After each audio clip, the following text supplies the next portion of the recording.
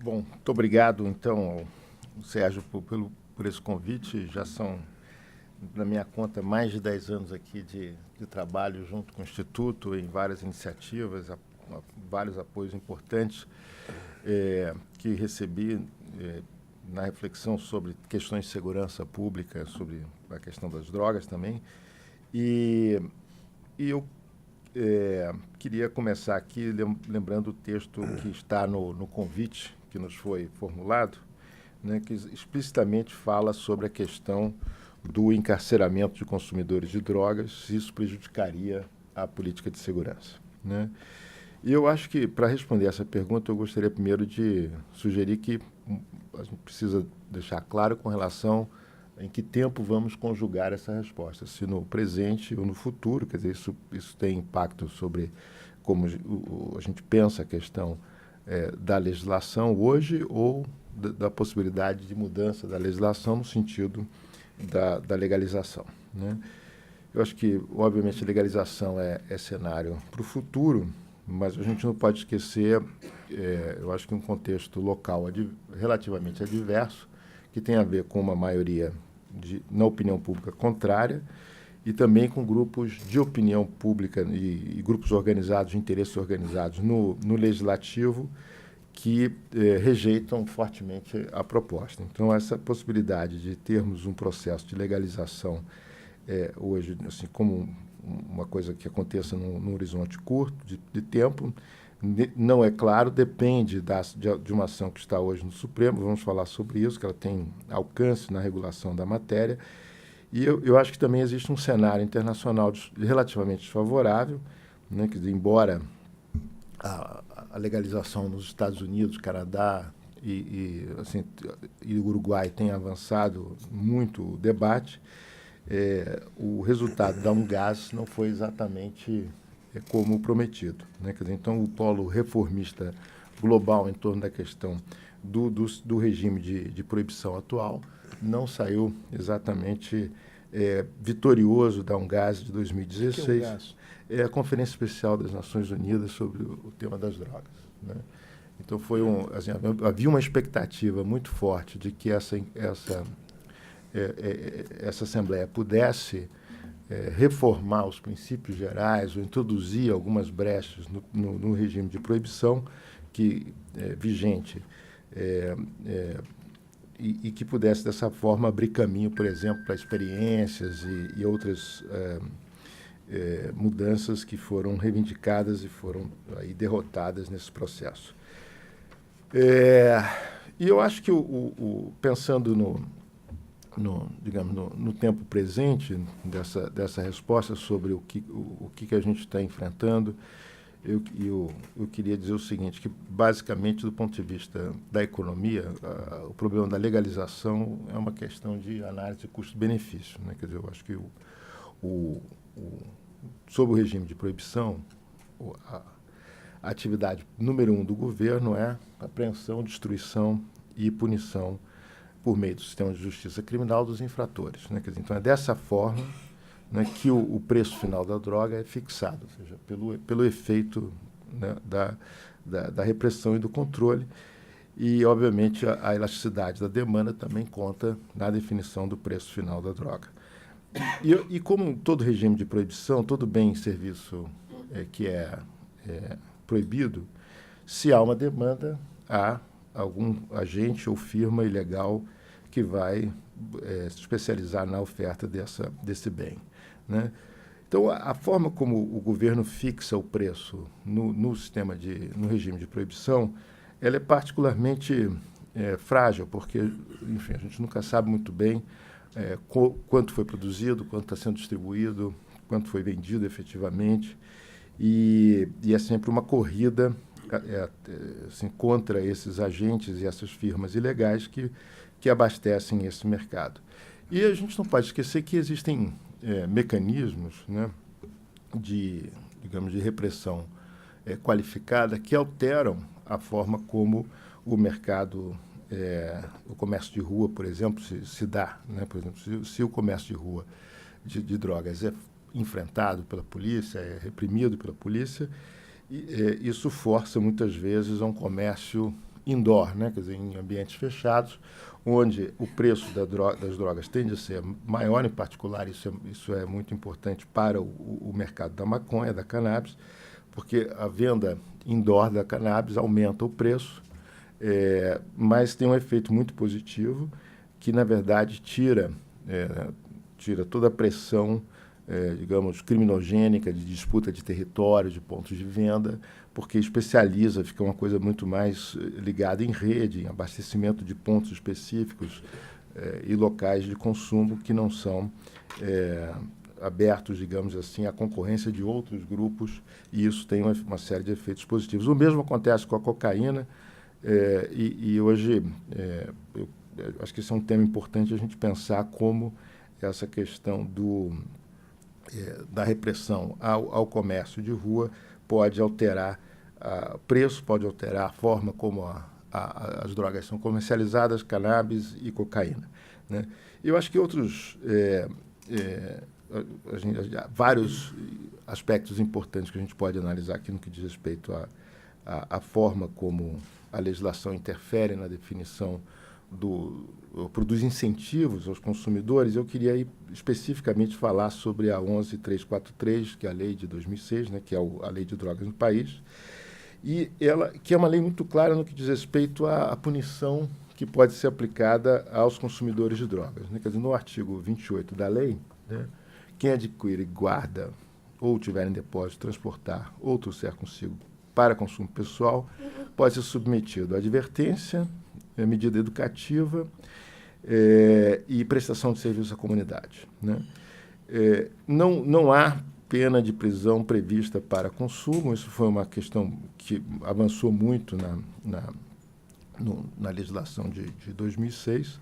É também uma lei muito progressista no que diz respeito à possibilidade de se adotar ações de redução de danos, define a necessidade do usuário dispor de um projeto terapêutico individualizado, fala em comunidade terapêutica, em participação da sociedade civil, no acolhimento de dependentes. Enfim, é uma lei que, em nenhum sentido, me parece merecer descrédito assim, na forma como pensou o sistema de acolhimento, tratamento e, basicamente, orienta o serviço de saúde a atuar nessa questão, e também define o espaço próprio de punição para o tráfico, para o comércio, mas deixa fora desse escopo punitivo mais direto, com penas privativas de liberdade, o usuário. Então, o usuário, eu acho que claramente está fora da equação da punição, e eu acho que esse foi um aspecto bastante progressista dessa legislação, e que acho que tem sua importância,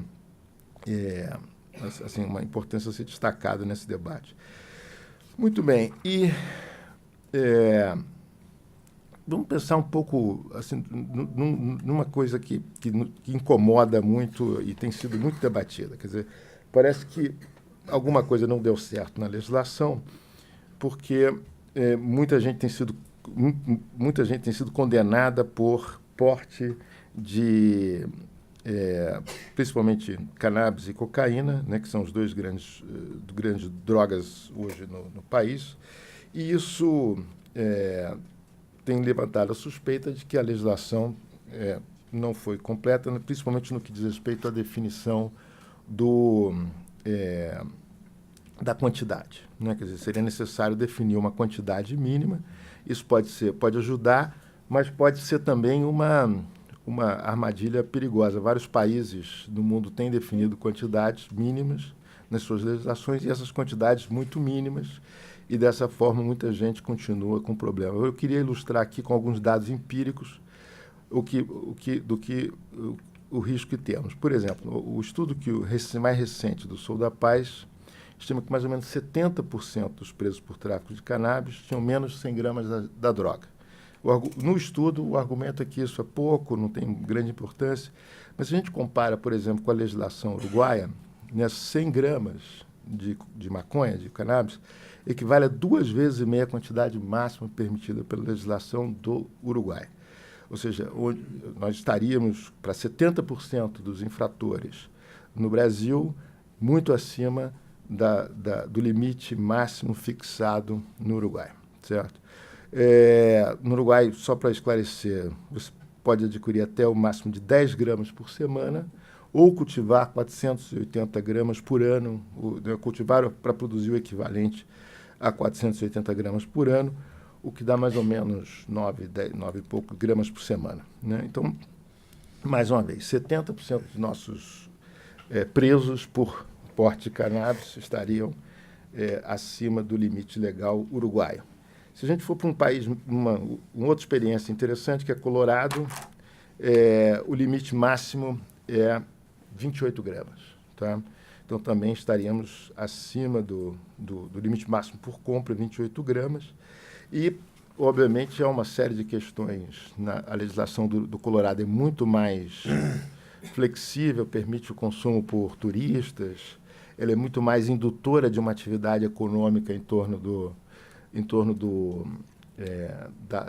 da cannabis, quer dizer, uma verdadeira indústria da maconha tem crescido no Colorado em torno a partir da legalização. Agora, a legislação é também muito punitiva com relação a uma série de aspectos, como, por exemplo, consumo em áreas públicas, consumo aberto de droga é proibido no Colorado. Em todos os estados americanos que legalizaram a cocaína, mais ou menos seguem o mesmo modelo. E o que eu quero dizer com isso é que, na verdade, não existem atalhos muito simples na definição da quantidade. Acho que os estudos e os dados que nós temos hoje sobre quantidades apreendidas com infratores, como esse estudo do Sou da Paz mostra, isso não vai, portanto, assim, uma quantidade muito alta, como 100 gramas,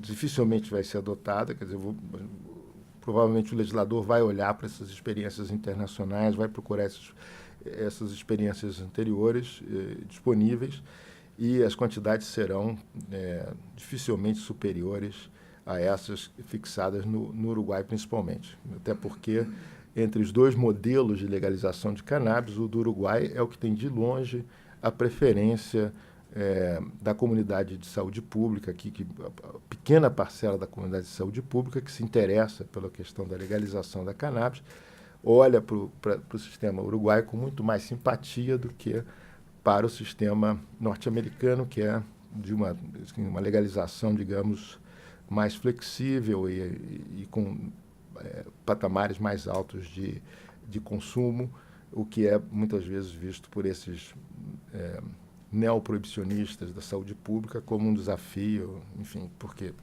a gente não pode esquecer que a gente vem de um contexto de uma discussão muito dura contra o álcool, contra o tabaco, e a cannabis, obviamente, vai entrar nesse contexto com muitas restrições, e dificilmente as quantidades serão suficientemente grandes para incluir o padrão que nós temos hoje de infração à lei. E eu acho que aí, para terminar, eu diria o seguinte, eu deixaria aqui para o debate, eu acho que o tema da cannabis é bastante interessante, e tem evoluído no cenário internacional. Agora, de longe, não é o nosso principal problema envolvendo drogas ilícitas. Essa relação entre saúde e segurança pública, eu acho que o nosso principal problema é a cocaína, né? O crack na forma da cocaína. Eu acho que deixo aqui para o debate. Eu acho que legalizar a cannabis está num processo muito avançado.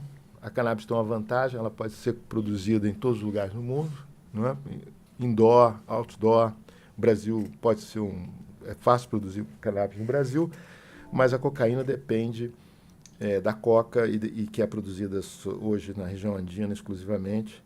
Então, até a Embrapa desenvolver a coca do Cerrado, nós teremos que importar a cocaína, e isso depende de uma mudança no regime global de proibição, e o que é um cenário muito mais complicado, até porque a cannabis tem simpatia, tem médicos que defendem o uso medicinal, tem movimentos importantes na sociedade. No caso norte-americano, foram movimentos de base, de contracultura, que foram muito importantes para a legalização da cannabis em todo os estados que têm adotado essa legislação, sempre por meio de plebiscito, mobilização. Então, é o exemplo de que a cannabis tem conta com a simpatia de muitos lugares, de parcela importante da população. Isso não é verdade com relação à cocaína, até porque a cocaína tem restrições muito mais evidentes do ponto de vista de saúde do que a cannabis. Então, imaginar um cenário de legalização da cocaína nos mesmos termos da legalização da cannabis me parece assim, uma simplificação excessiva. E se é complicado, em vários temas que a gente pode discutir sobre a pós-legalização, como é que a gente vai controlar motoristas, como é que vai controlar né, piloto de avião, policial, médico, quer dizer, vai ter que testar, assim, como testa para álcool, mas álcool a gente tem bafômetro, cannabis a gente tem que desenvolver, não tem teste padrão assim rápido para cannabis, tem em vários lugares do mundo tentando fazer isso, mas ainda não tem, as polícias não estão preparadas para isso.